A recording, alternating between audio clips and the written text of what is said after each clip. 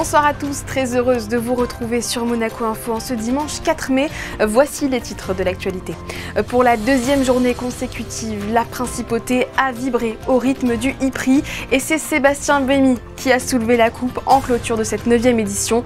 Après le résumé de la course en ouverture de ce journal, nous serons en duplex avec Marek Nawaricki, le directeur du département de Formula I de la Fédération internationale de l'automobile, qui reviendra sur le succès de l'événement. Une de nos équipes est d'ailleurs partie à votre rencontre au pied des tribunes pour recueillir vos avis sur la Formule E et s'imprégner de la ferveur ambiante. Et puis nous passerons à un autre sujet sociétal qui touche tous les parents, les écrans.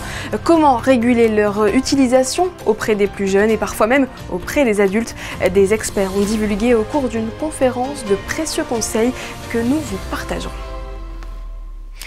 C'est lui, le grand gagnant du 9e Monaco e-prix, Sébastien Buemi. Le pilote Envision Racing a retrouvé le chemin de la victoire après 6 ans. 6 années que le Suisse n'avait plus connu le succès en Formula I. Pour la 3e fois, il s'impose à Monaco. Frédéric Illion, on peut dire que le spectacle s'est montré à la hauteur ce dimanche. Oui Sarah, après une première journée de course sur une piste sèche, la pluie a fait son apparition aujourd'hui et a perturbé notamment les qualifications ce matin. Vainqueur hier, Oliver Rowland a signé la pole position sans même avoir à faire son duel final, puisque dans l'autre demi, les deux pilotes DS, Jean-Éric Vergne et Maximilian Günther, se sont loupés à la chicane avec les fortes pluies. Ils ont perdu de l'adhérence, ont court-circuité à la chicane et leur temps a donc dû être annulé. On s'attendait à encore de la pluie cet après-midi, mais il n'y en a pas eu, même si la piste est restée quand même assez trempée. On parlait tout à l'heure des pilotes d'expérience. Eh bien, Jean-Éric Vergne a mené cette course avec un bon matelas, plus de 4 secondes d'avance jusqu'à l'intervention de la safety car qui a tout chamboulé. Au restart, Vergne et Rowland se sont accrochés à la chicane. Nick De Vries en a profité pour prendre les commandes de la course, rattrapé ensuite, puis dépassé donc par le vainqueur de cette course, Sébastien Buemi, le Suisse, qui a ensuite parfaitement géré la fin pour s'imposer tranquillement. C'est sa 3e victoire ici déjà en principauté après 2015 et 2017. Et avec ce succès, il rentre encore un peu plus dans l'histoire de la Formula I, puisqu'il devient le seul recordman de victoire dans la catégorie avec 14 succès. Merci Frédéric. L'e-prix de Monaco a vu double cette année avec une course hier remportée, on le rappelle, par le pilote Nissan, Oliver Rowland, qui a pris la 2e place du podium aujourd'hui. Pour dresser le bilan du week-end, nous accueillons tout de suite le directeur du département de la Formula I de la Fédération internationale de l'automobile, Marek Nawaricki. Bonsoir. Bonsoir. La pluie s'est invitée à la fête aujourd'hui. Qu'est-ce qu'une météo capricieuse implique dans l'organisation d'un e-prix? Et pour la partie mécanique surtout, est-ce qu'il y a des risques? Alors bien évidemment, les conditions météorologiques sont à prendre en compte à chaque fois que nous organisons une course automobile. Ceci étant, les voitures et les équipes sont préparées à y faire face. Donc en Formula I, nous avons la particularité d'utiliser des voitures avec même pas un train électrique, donc avec une propulsion électrique, mais qui a tout ce qu'il faut pour fonctionner à tous les niveaux. Sauf que les équipes doivent appliquer les bons réglages pour des conditions d'adhérence changeantes. Et les pneumatiques, eux, sont aussi prévus pour être utilisés dans différentes conditions. Est-ce qu'on peut d'ores et déjà tirer un premier bilan du week-end en termes de fréquentation? On est comment par rapport à l'année dernière? Alors, donc, c'est la particularité de cette année que nous avons 2 courses se déroulant sur 2 journées tout au long du week-end, fait que les organisateurs ont observé encore plus d'intérêt que l'année dernière. Nous avons toutes les billetteries qui a été vendues en amont de l'événement. On compte, ou en tout cas on prévoit avoir un chiffre assez élevé, autour de 30 000 spectateurs tout au long de week-end. Au niveau de la tendance des médias, les chiffres sont aussi très probants. Donc on pense que le niveau d'intérêt sur cet événement par rapport à l'année dernière sera encore plus élevé. Et qu'est-ce qui fait selon vous le succès de la Formule E? Alors je pense qu'une des raisons de succès de la Formula I, c'est que c'est une course particulière par rapport au fait que c'est les voitures électriques qui sont en compétition et au plus haut niveau de compétition automobile, puisque c'est un championnat du monde. À Monaco, nous avons possibilité de faire cette course sur un circuit des plus iconiques dans le calendrier, ça nous amène encore plus d'intérêt et ça fait que la rivalité sportive entre les équipes, entre les constructeurs et les pilotes est au plus haut niveau. Et est-ce que ce circuit de Monaco se prête bien à l'électrique justement? Oui. Pour plusieurs raisons. Pour les voitures électriques telles qu'elles sont définies Formula E, les circuits de ville en général s'y prêtent bien. Pourquoi? Parce qu'il y a beaucoup de changements de vitesse, des phases de décélération, d'accélération. Tout ça convient bien aux particularités de la propulsion électrique, surtout par rapport à ses capacités de recharge. Ensuite, c'est un circuit très sélectif, donc d'un niveau de difficulté pour les pilotes qui reste élevé, qui reste exigeant, d'où on voit beaucoup d'actions, on voit des dépassements. Il y en a encore plus dans les compétitions des voitures électriques, justement par rapport au profil des vitesses des voitures, à leur capacité d'accélération. Et c'est là qu'on peut observer leur qualité encore plus que sur des circuits permanents ou d'autres circuits où on a des vitesses élevées constantes. On a vu du spectacle hier et aujourd'hui. Pourquoi avoir choisi de faire 2 courses sur le week-end? C'est inédit en principauté. Alors c'était une décision qui a été prise suite à l'analyse des courses précédentes. Nous avons vu qu'il y a un intérêt important des spectateurs et suivant les retours d'expérience que le promoteur a reçus, que nous avons ensemble analysé, nous avons vu qu'il y a une attente des spectateurs d'avoir un week-end encore plus long avec plus d'actions, plus de spectacles et aussi toutes les activités que nous pouvons organiser autour. Enfin, vous l'avez évoqué rapidement, les voitures sont de plus en plus performantes. La Gen 3 Evo passe de 0 à 100 km/h en 1 seconde 8. C'est mieux qu'une Formule 1 désormais. Jusqu'où on peut espérer aller en termes d'évolution? En fait, la particularité de la Gen 3 Evo dans la configuration telle qu'elle est utilisée ici, et surtout dans ces conditions, c'est que non seulement elle accélère très très fort, mais elle a des capacités de motricité accrues du fait de la possibilité d'utilisation des 4 roues en motricité. Donc c'est la première monoplace au monde qui est utilisée avec 4 roues motrices. Ça fait de cette voiture-là un engin particulièrement efficace justement dans des conditions d'adhérence qui sont faibles, mais aussi quand nous pouvons bénéficier de 100% de grip. Donc ces voitures accélèrent encore mieux que les Formule 1 aussi par ces raisons-là. Alors jusqu'où on peut aller, tout dépend de capacité d'évolution des composants qui aujourd'hui sont utilisés pour faire évoluer ces voitures. C'est la batterie, c'est le powertrain, c'est aussi les technologies nouvelles pour contrôler l'ensemble de la propulsion. Donc ces évolutions se font d'une saison à l'autre et d'une génération à l'autre. Donc nous pensons que la génération future de la Formule 1 électrique sera encore plus performante à cet égard. Merci beaucoup Marek Nawaricki d'avoir été avec nous. Merci beaucoup. Au départ critiquée notamment pour l'absence de sonorité des moteurs, la Formule E connaît aujourd'hui un succès populaire indéniable. 30 000 spectateurs sur les 2 jours, nous le disait à l'instant le directeur du département de la Formula E de la FIA. Mais qu'est-ce que le public apprécie tant, et en particulier ici à Monaco? Gaëtan Lebrun et Julien Loger sont allés à votre rencontre. La pluie n'a rien gâché à la fête de cette 9e édition du e-Prix de Monaco. Circuit historique et lieu emblématique des sports automobiles, Monte-Carlo a accueilli ce week-end encore de nombreux fans venus pour l'ambiance et le prestige de cet événement de Formule E. It's been amazing so far. Obviously yesterday was much better than today in terms of the weather, but it's been really exciting. It's been great to watch. I think it's down to it being Monaco itself. I think there's just an aura about Monaco and obviously the history and everything, and it does help that the cars are smaller, you get better overtaking, and yeah. Mis à part le temps, malheureusement, qu'il n'y ait pas trop de saison pour un mois de mai, mais sinon l'ambiance est excellente. On était à la Fab Zone, sympa, et maintenant on va attendre la course. Déjà Monaco aussi, ouais, c'est une belle ville, j'aime beaucoup moi personnellement. Et après c'est l'ambiance qu'il y a, le beau monde qui ramène.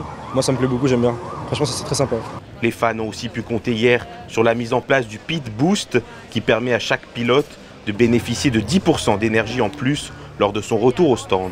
It's 10% of more energy. It's good for the people and for the driver, for the spectacle, you know. Franchement, le fait qu'ils aient rajouté le pit, c'est incroyable parce que les courses étaient un peu ennuyantes. C'était un peu les courses de F1, on s'ennuyait quand il n'y avait pas trop d'action. C'était la Formule E tout le long de la course. Et maintenant, il y a vraiment des intérêts stratégiques. Je sais que sur la course d'hier, il y a eu beaucoup plus de dépassements après le pit boost. Justement, ça a un peu rebattu toutes les cartes. Non seulement Müller qui était revenu en haut du classement après toute une moitié de course en dernière position. Donc ça a refait la course pour beaucoup de monde, oui. I think it just adds that extra element to it, and it's a little bit more of a strategy. A little bit more interesting on the strategy side of things between the teams and the drivers of when they're going to take it, and yeah, it's definitely added to it. Autant de raisons qui expliquent le succès du e-Prix de Monaco, devenu une étape incontournable pour tous les fans de sport automobile. Et la réussite des Grands Prix ne serait possible sans ces hommes et ces femmes en tenue orange, les 700 commissaires de piste bénévoles que notre confrère Yann-Anthony Noguès, dans son documentaire, surnomme les anges gardiens de Monaco. Le petit-fils du fondateur du Grand Prix de Formule 1 de Monaco était l'invité de Christophe Paco cette semaine, en marge de la diffusion en avant-première du film au Grimaldi Forum. Yann-Anthony Noguès est avec nous. Bonsoir Yann-Anthony. Bonsoir Christophe. Après Grand Prix Monaco, la légende, on va s'attaquer à un corps de métier assez extraordinaire, ô combien important pour la réussite de tous les Grands Prix, qu'ils soient des prix historiques ou Grands Prix traditionnels de Monaco. La légende, l'histoire, la génération des commissaires. Ça vous tenait à cœur de parler de on peut le dire, de ce groupement, de ce corps si particulier, le meilleur au monde?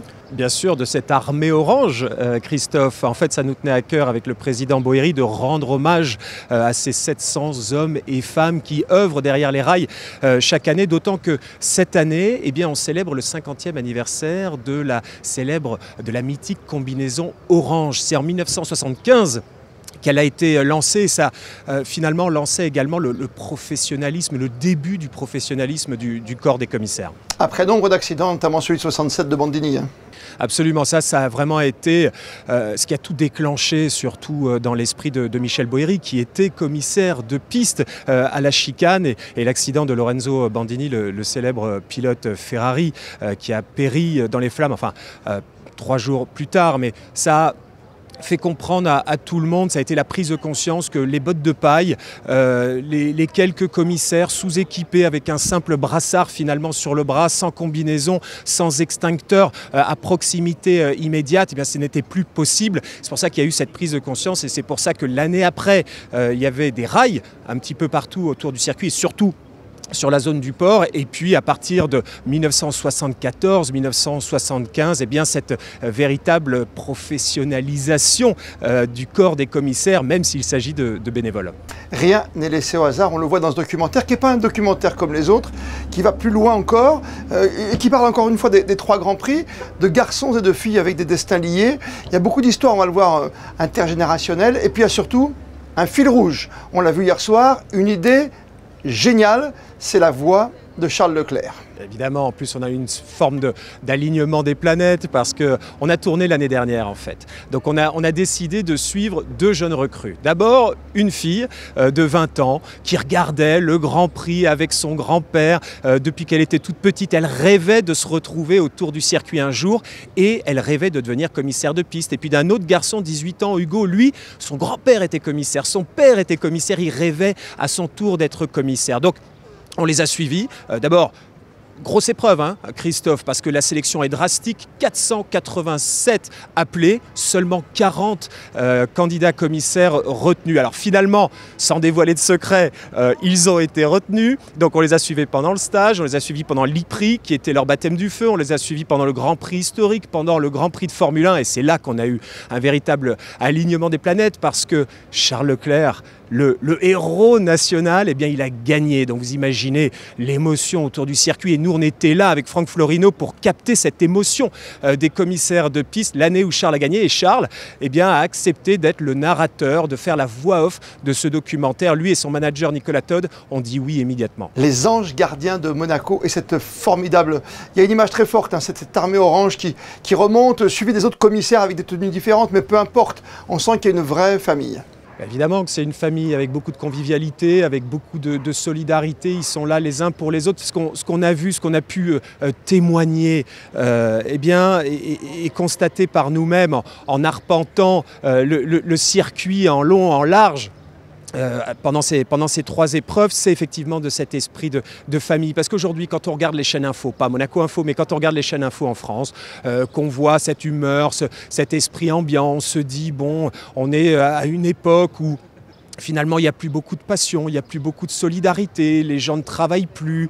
On peut parfois, en tout cas, certains ont tendance à désespérer. Et bien là, quand on voit ce documentaire, quand on voit ces jeunes qui se lèvent à 5 h du matin, ces jeunes et ces anciens aussi qui transmettent leur savoir, mais tout ce petit monde qui se lève tôt, qui donne de son temps, ben ça fait du bien. Ça fait du bien. On rappelle que ce sont évidemment des bénévoles, c'est important à dire, avec des grades différents. On ne va pas dévoiler le film qu'on a vu hier, on a eu la chance de voir en première présentation hier, qu'on verra bientôt sur Monaco Info, hein, bien sûr.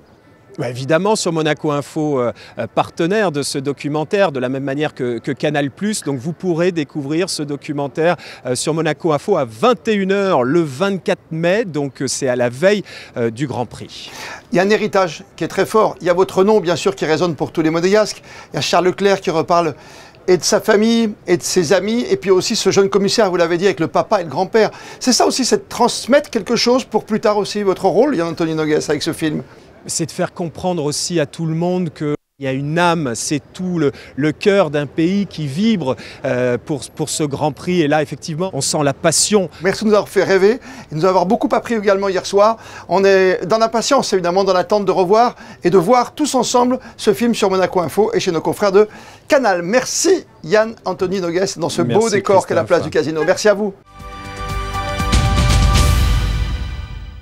Et ce 52 minutes, on le rappelle, sera diffusé sur notre antenne le 24 mai à 21 h, puis le lendemain, le 25 mai à 13 h.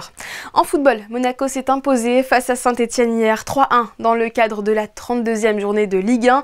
Akliouche en grande forme a ouvert le score dès la 2e minute avant début d'Almus Rati et de Balogun en 2e période. Prochain match pour les hommes d'Adi Hutter samedi 10 mai sur la pelouse du Stade Louis II avec la réception de l'Olympique lyonnais. Il ne vous reste plus que quelques jours pour découvrir l'obligation pour la roulette de Monte-Carlo de Marcel Duchamp. À l'occasion du centenaire de l'œuvre, la Société des Bains de Mer, en collaboration avec le Palais Princier et le nouveau Musée National, a décidé de la présenter dans l'atrium du Casino de Monte-Carlo. Le commissaire de l'exposition, Benjamin Logier, revient sur l'histoire hors du commun de cette création au micro de Jessica Granato.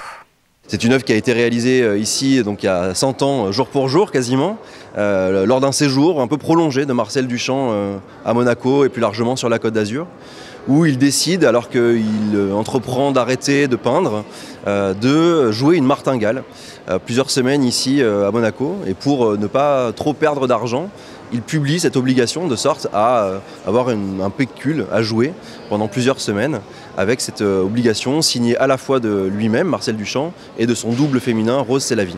Alors il s'agit d'un collage en réalité, une composition de Marcel Duchamp avec plusieurs éléments, en premier lieu desquels une photographie de Man Ray, dans laquelle Duchamp apparaît lui-même grimé de mousse à raser en dieu Pan, tel qu'on peut le voir ici comme un satyre, derrière lequel il est auréolé d'une roulette du casino précisément, et derrière lesquels encore on retrouve inscrit un jeu de mots dont il était friand, moustique domestique de Mistock.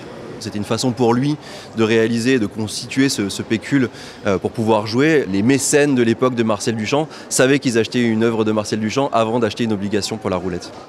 L'exposition est visible jusqu'à jeudi prochain, le 8 mai, et se clôturera par une composition sonore de l'artiste Luciano Chiesa, inspirée d'un poème de Louis Notari, dans la salle blanche du Casino.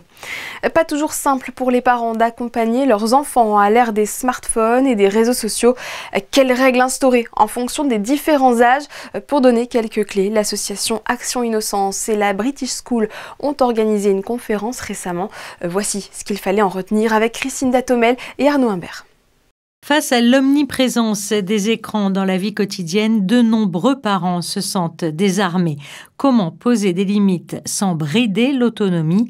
Comment protéger sans surveiller à outrance? Et surtout, ce message est-il uniquement destiné aux enfants ou les adultes ont-ils aussi leur part de responsabilité dans les usages numériques? Le premier problème, ça va être quand nous, les parents, sommes devant nos écrans.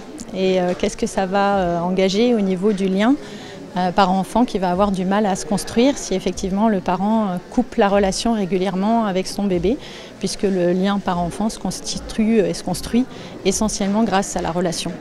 3 experts sont donc intervenus au cours de cette soirée, abordant sans tabou des sujets essentiels comme le lien parent-enfant, les dangers liés à une surexposition aux écrans, mais aussi l'usage excessif des réseaux sociaux et leurs effets addictifs. L'ensemble des contenus qui vont vous être proposés, qui vont vous être ciblés, sont des contenus qui vont créer chez vous des émotions particulières et qui vont jouer sur cette sphère émotionnelle. Et en jouant sur cette sphère émotionnelle, ils vont générer le même principe que l'alcool et que la cigarette sur certains aspects, et donc un aspect en fait dopaminergique, on appelle ça comme ça, qui va générer en fait cette habitude et ce besoin émotionnel d'y retourner, quand bien même on sait que c'est un petit plaisir coupable d'y passer plusieurs heures, mais les émotions qu'on en retire font qu'on assume d'y perdre du temps. Quelles seraient alors les solutions? La clé, c'est déjà de mesurer son temps d'écran pour prendre conscience qu'aujourd'hui, un adulte, en France, de manière générale, il va passer en moyenne 5 heures sur son téléphone par jour, en dehors de ses horaires de travail, en l'occurrence. Donc vraiment pour du loisir, de la détente, du divertissement. Et donc déjà, c'est prendre ce constat-là, et puis derrière, mettre en place un certain nombre de pratiques, notamment de bonnes pratiques comme pas le matin, pas pendant les restes, pas pendant le repas, pas pendant les vacances si on peut éviter, pas le soir, et surtout, c'est très important pour les enfants, pas avant de dormir. Si on peut, regarder son smartphone à des moments donnés, dans des lieux donnés, et puis en préservant des espaces très importants relationnels avec l'enfant, qui sont les temps de change, les temps de repas, les temps de relations intenses avec eux, le coucher aussi. Donc voilà, on peut préserver ces moments-là, c'est déjà quelque chose d'important, et éviter d'avoir le téléphone en permanence en vue et à portée de main. Une soirée riche en échanges qui aura permis à de nombreuses familles de repartir mieux outillées pour relever les défis du numérique. Direction Marrakech, où l'Académie de la mer a posé ses valises lundi pour une session de formation autour des mers et des océans auprès des étudiants de l'université de Ménara. Émilie Rousseau, vous êtes accompagnée de Camille Caloni et vous nous le confirmez, ce rendez-vous hors des frontières est une grande première. Oui, il s'agit d'une nouvelle étape de la récente histoire de l'Académie de la mer de Monaco. Proposer des formations à l'étranger sur la connaissance des mers et des océans. Ici à Marrakech, la première session a permis de présenter une vision globale à 360 degrés de cette zone qui représente plus de 70% de la surface du globe. Marrakech, au pied des montagnes de l'Atlas, à une centaine de kilomètres du littoral. C'est dans cette ville qu'a eu lieu la première session de l'Académie de la mer de Monaco à l'étranger, à Ménara Université. 3 jours de formation réunissant des experts de renom, un moment de convergence entre science et conscience. Elle nous permet très précisément de porter cette parole pluridisciplinaire devant un public que nous ne pourrions pas capter en principauté. Donc la session est conçue comme un modèle miniature, un modèle réduit de la session d'été, et nous utilisons des formateurs qui viennent aussi à la session d'été pour porter comme cette parole devant ce public spécifique. Les thèmes choisis en lien avec les politiques publiques que partagent Monaco et le Maroc auront captivé l'auditoire, une vingtaine d'étudiants en droit international, en sciences politiques ou en économie. La formation, en fait, ça a capté mon attention parce qu'il s'agit d'abord de 2 institutions de renommée. Et nous avons vu sur l'image des experts mondiaux venus de tous les pas. Et nous avons dit qu'il était nécessaire en tant qu'étudiant et en tant que juriste de participer à ces séances de formation pour pouvoir acquérir ces connaissances et profiter également de l'expertise de ces intervenants qui sont venus nous apporter quelque chose vraiment de très innovant et quelque chose d'actualité. Le Maroc donne une importance cruciale à la question maritime depuis de longues années. Cet engagement se concrétise par différents projets.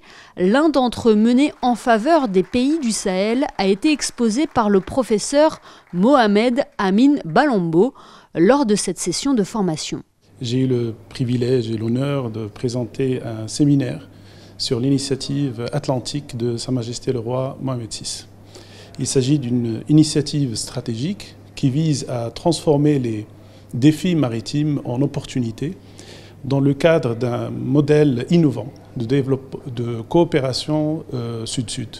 Cette initiative incarne l'importance de la transformation des enjeux maritimes en véritable opportunité économique pour le continent que nous représentons.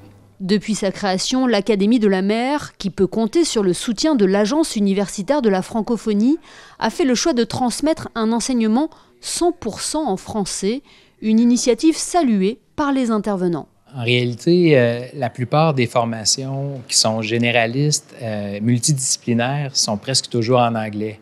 Surtout pour quelqu'un comme moi qui vient du Canada. Donc, c'est vraiment un honneur là, de pouvoir participer à une formation qui est complètement en français, dans laquelle il y a des biologistes comme moi, mais il y a aussi des juristes. Il y a toutes sortes d'expertises qui sont mises ensemble. Et puis, moi, j'apprends beaucoup de choses aussi. Cette première session à Marrakech aura permis d'interroger sur l'avenir des mers et des océans qui est à la croisée de nombreux enjeux, qu'ils soient économiques, écologiques, environnementaux ou encore géopolitiques. Elle aura été marquée aussi par la signature d'un partenariat entre l'Académie de la mer de Monaco et Menara Université. Il est l'heure de se chouchouter. Un nouvel espace bien-être vient d'ouvrir ses portes dans le Carré d'Or. Son nom, Body Tailor Wellness Studio. Découvrons ensemble cette nouvelle adresse haut de gamme à la croisée entre une salle de sport et un institut de beauté dans ce reportage de Léa Dutrouille et Jean-Alexandre Dordet. Dans le quartier animé de Monte-Carlo, un écrin de calme et de précision a ouvert ses portes. Le Body Tailor Wellness Studio se donne une mission, celle d'harmoniser le corps, l'esprit et la peau. Ici, tout est pensé pour offrir une expérience personnalisée dans la plus pure tradition du tailor-made, le sur-mesure. Le studio fondé par Gabriela Manescu repose sur 3 piliers, le coaching privé, la technologie de pointe et des soins esthétiques haut de gamme. Première étape, c'est l'étape d'adaptation, c'est-à-dire qu'on fait une analyse de la peau des clients, de leur style de vie. La deuxième étape, c'est de créer un plan sur mesure pour tout ce qui est traitement beauté ou partie fitness. Et la troisième étape, c'est effectivement de mettre en pratique le plan avec les clients et accompagné par nos experts body tailor. C'est un lieu très haut de gamme, c'est un lieu pour le bien-être et je pense que c'est ça la valeur ajoutée aussi de notre concept. Côté sport, la méthode Lagri importée de Los Angeles est le cœur battant de l'entraînement. Sur une machine baptisée Mega Former, chaque mouvement est lent, contrôlé, ultra ciblé. Une discipline intense et silencieuse, très prisée des célébrités et unique en principauté. Mais le Body Tailor ne s'arrête pas là, il est aussi le seul centre expert à Monaco de la prestigieuse marque française Biologique Recherche, une collaboration née d'un objectif commun, rééquilibrer la peau comme on rééquilibre un corps. C'est une marque de soins quasi médicale qui a une concentration d'actifs plus importante que la moyenne. Donc c'est pour ça que ça passe par ce diagnostic pour être sûr qu'on puisse aller cibler, venir répondre à chaque problématique de la cliente ou du client. À Monaco, ça faisait sens et le lieu est une très très belle représentation qui est tout à fait en adéquation avec la marque. Je suis heureux, l'avenir m'en dira un petit peu plus, mais pour l'instant très très heureux du partenariat bien évidemment. Ouais. Fruit de plusieurs décennies de recherche, le bien-être devient une science, mais aussi un art de vivre. Et comme vous avez pu le voir sur ces dernières images, l'Institut se situe précisément avenue de Grande-Bretagne. Ce journal touche à sa fin. Merci à tous de l'avoir suivi. Ne manquez pas dans un court instant les experts du IPRI pour le débrief de ce week-end palpitant en principauté. Et puis demain, dans un autre registre, le podcast Monaco Info. Geneviève Berthy a reçu Hassan de Monaco qui concilie ses 2 vies parallèles de soignant et d'humoriste. Ce lundi, c'est Fabien Monia qui prendra les commandes de votre 19h. Belle soirée à vous et bonne semaine.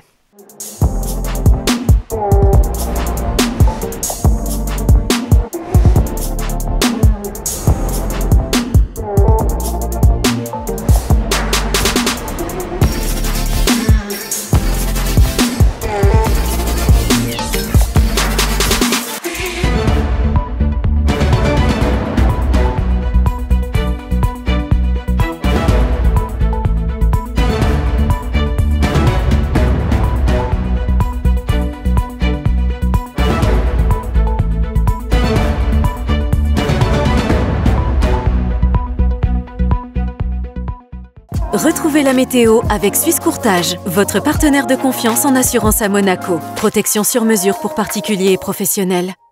Bonsoir à tous, on se retrouve afin de faire le point sur le temps de demain, début de semaine pluvieux avec des averses dans la journée. Côté température, il fera 17 degrés le matin et 18 degrés dans l'après-midi. On souhaiterait une très belle fête à toutes les Judith.